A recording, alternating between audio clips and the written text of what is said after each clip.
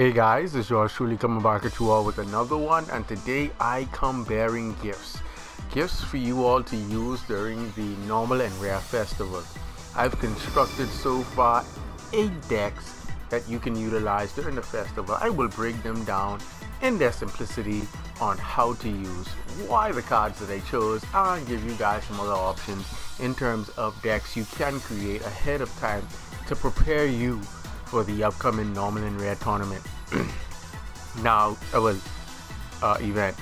Keep in mind that the duels are gonna be slower paced, so it's gonna feel more like the period between 2008 to 2010, somewhere where synchro summoning first came out. It's gonna be like more of a set one, back row, set 2 or 3 and pass, or summon one, or you can get some utility out of 1 or 2 of the engines that you can use, and summon 2 or more monsters and make an exceed summon, and then set 2 or set 3 and pass. That's literally gonna be about it. But the first deck that you guys can use for this festival or for this event is Time Lords. Show you guys the deck. Basically, I felt that they should have restricted each Time Lord to 1. The first thing is to get utility out of hand traps. Playing any fairy base deck is going to get you the most utility out of hand traps. It is going to cost you a -1 out of the hand. So you literally go 2 to neg 1, but because it's a normal and rare event, you don't have to worry about those excessive search cards. So you just want to put a stop to whatever is potentially threatening to whatever it is you're doing, or that can prevent you from effectively playing Yu-Gi-Oh. So you would play 2 Herald of Purple Light, since Time Lords are fairies. You play 3 green lights for spells, and you play 3 orange lights for monster effects. Then you play 3 Meteon, the Time Lord. Then you play 3 Lazion. You play 3 Zaphion, 1 because you can only play 1 Michion. Then you play 3 Helion. Then you play 2 copies of Raphion, and then 3 copies of Gabriel. How and why I selected these specific Time Lords is because Meteon, he can send all the monsters back to the hand from the field, so he clears the field of all monsters. Lazion, he shuffles all the cards in the graveyard back into the deck. Zaphion, she sends all spell and trap cards back into the opponent's deck, so these cards just clear the field. The Michion is cut your opponent's life points in half, and let's say your opponent somehow manages to open up with a decent combo, reduces your life points by a huge chunk. You use Helion to inflict the damage they inflicted to you to them as well, to bring both of your life points down to the same. Then Raphion, so that you can have them engage in battle and burn them for the monster they battle attack points. And then the Gabriel, because she shuffles back as many cards as possible that the opponent controls back in the deck. So this is another field clearance card for your opponent's side of the board, so it stops any potential life-threatening setup that would acquire 3 or more cards that your opponent's trying to potentially lock you out of the game, or anything along those lines. Your main draw engine, you want to use the Gabriel with advanced draw. What this does is cause you to draw 3. You draw 2 off advanced draw. She would go to the graveyard, you would draw again. This sets up to be able to use your empty machine, as well as to make your Oasis of the Dragon Souls live. So what you would do is basically summon any Time Lord, or you can use the effect of any of the heralds to negate, send a Time Lord to the graveyard to make the Oasis live. Or you can use the advanced draw to draw 2 more, and the draw card that you'd be using, since we can't use pots, would be Performful Pauper Up. You can just send up to 3 cards from your hand to the graveyard, and then draw that same number of cards, and then you take damage. That damage that you take, you can use Helion to inflict that damage to make your life points equal, since your life points would be lower due to Pauper Up. So you would send the Time Lord to the graveyard, draw 2, and it makes the Oasis and the Empty Machine live. And then Empty Machine gets you Infinite, and then Infinite the next turn gets you Light. The Empty, Infinite, once per turn they wouldn't be able to be destroyed, and then Empty, Infinite Machine, once per turn cannot be destroyed, and then Infinite Light cannot be destroyed at all. The Oasis goes live, you send it to the graveyard, you set your Oasis, you pass turn. It doesn't matter. One of the best spell and trap destruction cards that you can use in the normal and rare tournament is MST. No matter if they open MST, draw MST, go in turn 2, and they target the Oasis, you flip Oasis, you summon the Time Lord cannot be destroyed. So when the Oasis leaves, the Time Lord still remains during your opponent's turn, and then it goes right back into the deck. By getting 2 or more Time Lords in the field, you can access these monsters from your extra deck. Chaos Dyson Sphere. If your opponent's playing like a stall type tactic, you can equip the monster it battles to Dyson Sphere.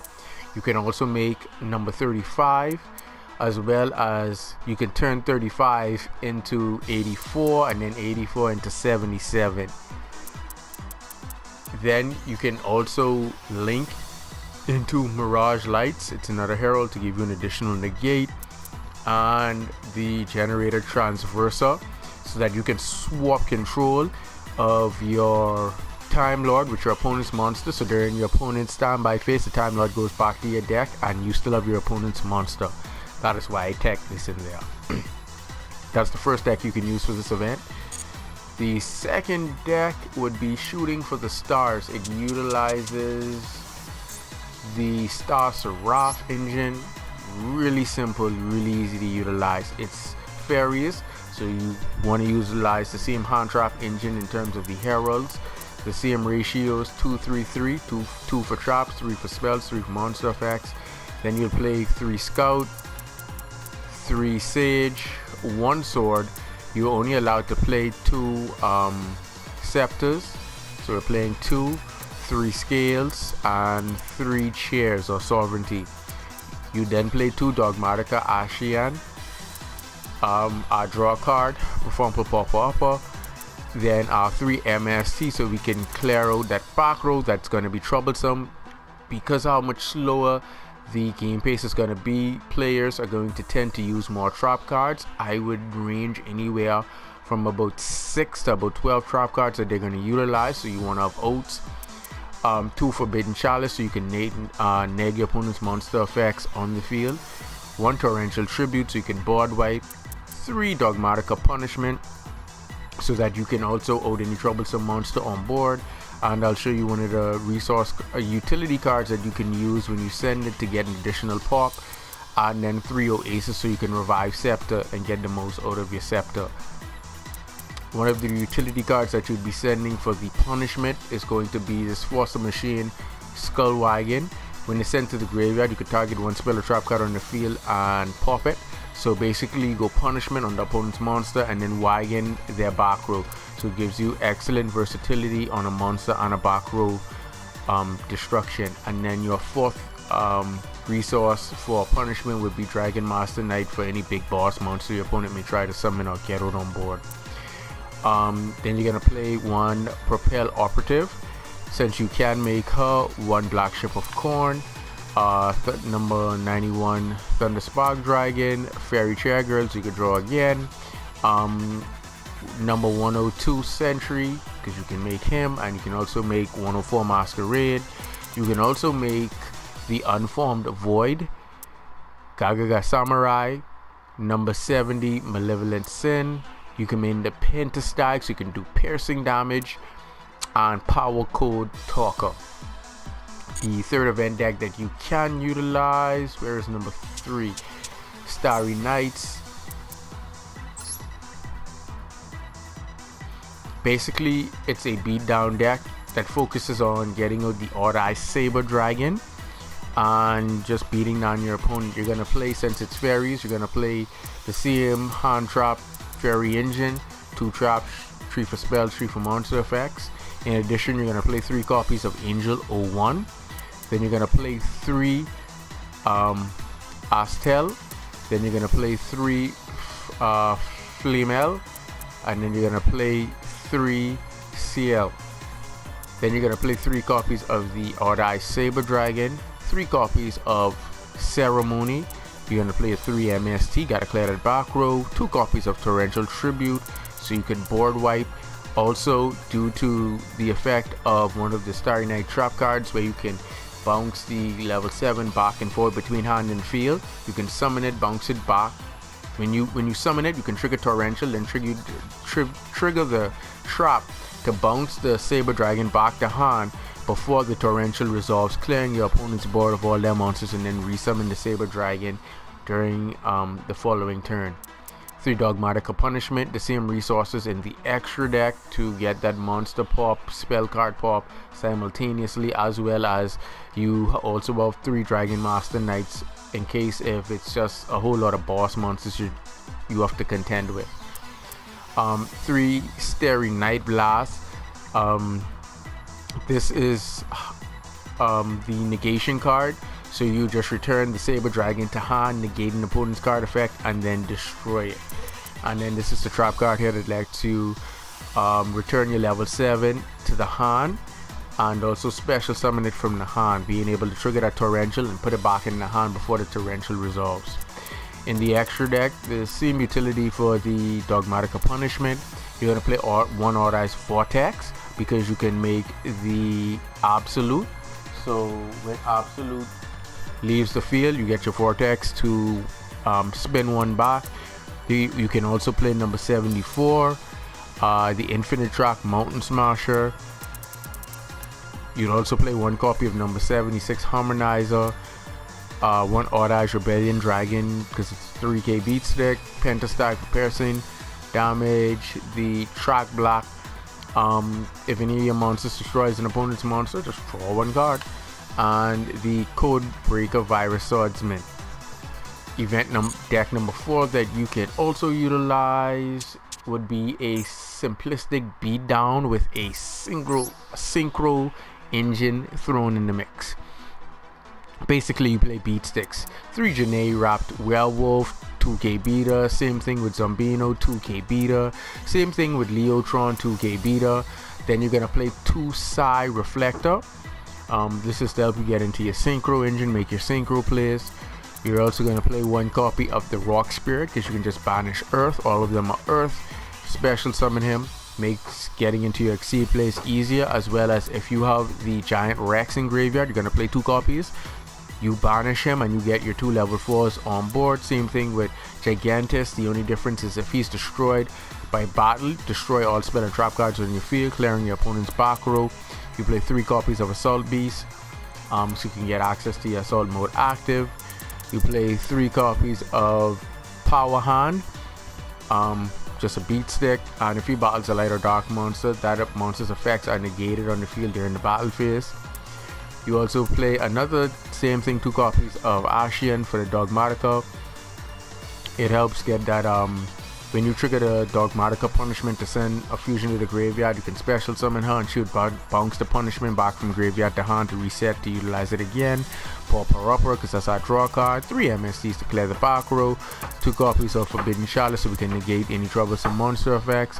1 bottomless, 1 compulsory, 3 assault mode active, and 3 Dogmatica Punishment. In the extra deck, same utilities for the Dogmatica Punishment.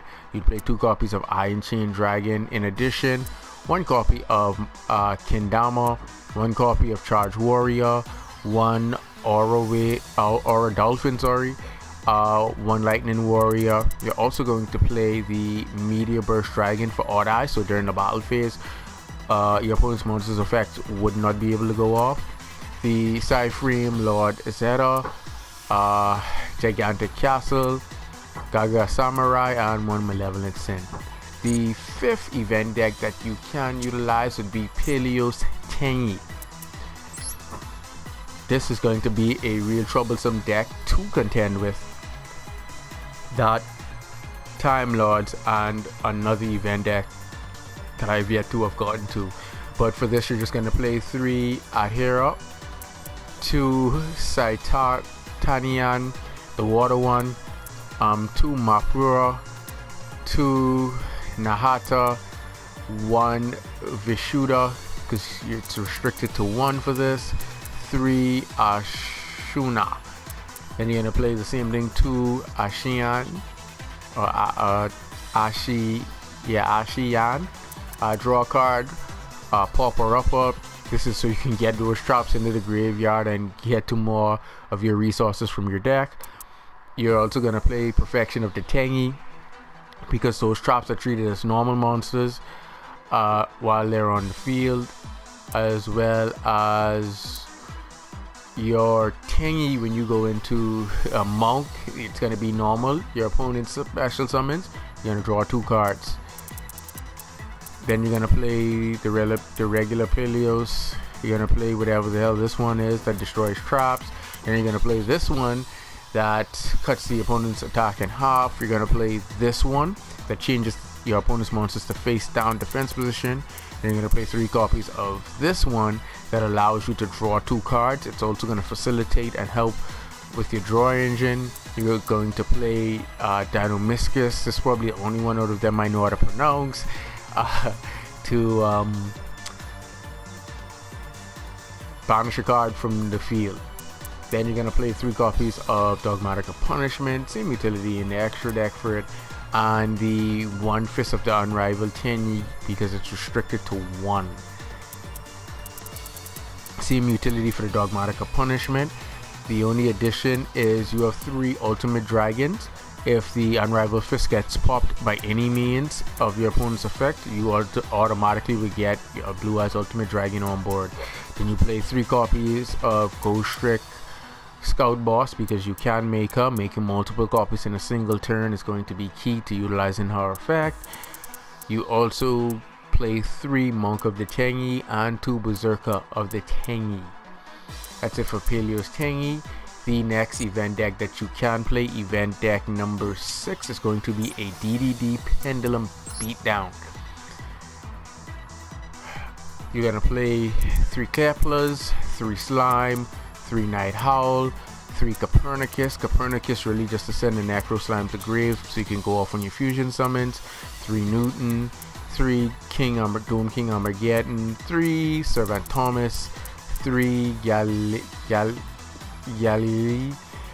draw a card and pauper, 3 Contact with the Swarm King to make your fusions, 3 Buck of Moons to put your opponent's monsters face down to prevent them from going into anything fusion, exceed or synchro wise. Forbidden Chalice, so you can negate troublesome monster effects. 3 Dark Contract with the Witch, so if you do have slime in hand, you can pitch it to pop a card on the field, plus it powers up all fiend type monsters by 1,000 during your opponent's turn, and then 1 Dark Contract of Airs to deal with your opponent's back row. The whole key purpose is to set up your pendulum scale between 1 and 10, so that you can pendulum summon mainly for Doom King Armageddon, and you just beat your opponent down. Because it's pendulums, you can always pendulum them back, being able to keep having a 3 grand beater on board. Then in the extra deck you play 3 Oracle King, 1 Vortex Dragon, because you can make the Absolute, Emperor Trilio Jig, because you do have 3 level 10s in the form of the Galilei, so you can fuse those 3 if you open with this and the fusion. The Swarm Contact with the Swarm Kings, you can make him, so you can have a 4K beat stick on board. You can also make your Super Dome King purple. You play 2 copies of that, 2 copies of Gus King Alexander, 2 copies of the King Bright Armageddon, the 1 Absolute, the Dark Arm Dragon of Annihilation, and 2 copies of the Super Dome King. What's this? Dark Armageddon. That's event deck number 6, a DDD Pendulum Beatdown. Event deck number 7 that you can utilize is this one. That's going to be really troublesome to contend with. It's a version of Danger Dark World. This one focuses on just getting rid of your opponent's hand, just disrupting their hand, getting cards out of their hand and limiting their resources. You play 3 Serially. What's this guy? Kaki. You play one of him, you play one green, you play 3 brown, you play 3 chupacabra, you play 3 Mothman, you play 3 Sylvia. This is how you're going to get rid of cards out of your opponent's hand, comboing the Cerulli with Sylvia, and then your opponent goes -2. You play 1 copy of Gold, 2 copy of Dogman, 3 copies of Danger Thunderbird, 3 copies of Ogre Pogo for your rank 8 players. You play 2 copies of Dark Whirl Lightning because your opponent is going to be playing a heavier trap, more traps in their deck than usual, or than we are accustomed to. 1 Danger Response Team. I'll draw a card in Pauper Upper so you can send cards from your hand to the graveyard. 1 Charge into the Dark World. 3 Danger Zones so that you can draw 3, discard 2 and get your effects off. 3 Dogmatica Punishment because it's punishment. Second Expedition into Danger. In the extra deck, the same utilities for the Dogmatica Punishment, and you're going to play 1 copy of Evil Swarm Nightmare, 1 Papillion Operative, Black Ship of Corn, 1 Heartland Draco, the Gaga Samurai, number 70, Malevolent Sin. Then you're going to play Volcarosaurus, Insecta Extra Stag, Shark Fortress, Coach King Giant Trainer, 1 copy of the Draglubion, and that's going to round it off for the Danger Dark World Punishment. The next event deck number 8, it's called Lone Sheep. It's Fluffles, and to utilize this, you simply play 3 copy of Wings. You're gonna play the same Fairy Hand Trap engine, so you're gonna go 3 Wings, the Fairy Hand Trap engine, 2 for traps, 3 for spells, 3 for monster effects. Then you're gonna utilize Fluffle Owl, 3 bears, 3 dogs, 3 chains, you need it for your fusion, and 3 penguins, which sets up a really good draw engine in combination with the toy vendor using bear and then fusion with penguin and then hovering wings in graveyard.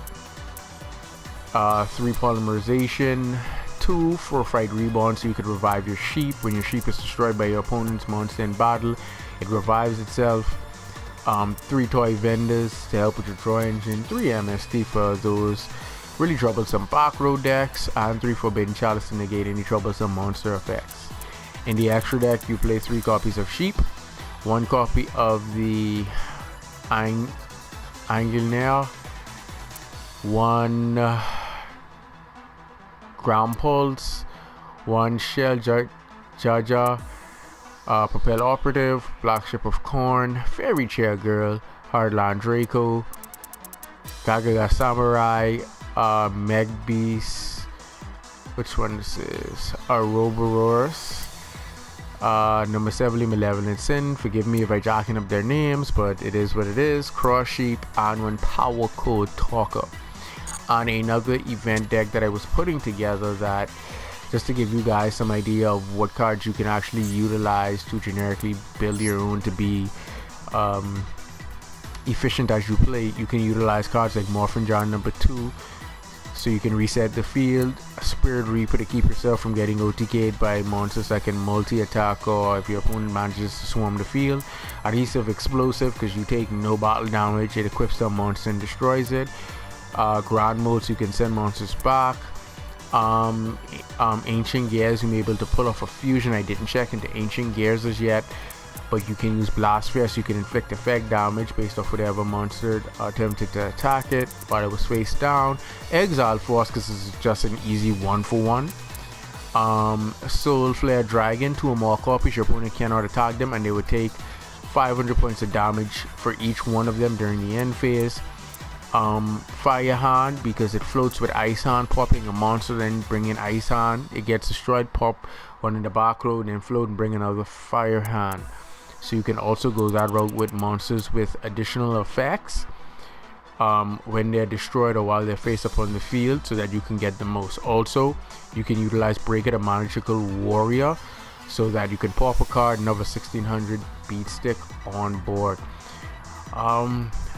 that's it for the event. You can utilize any of those 8 decks and the 9th one, which is just a concept that you can utilize. So you guys take that for your normal and rare tournament, customize them any way you like, and yeah, see you guys in the event. Until next time, later.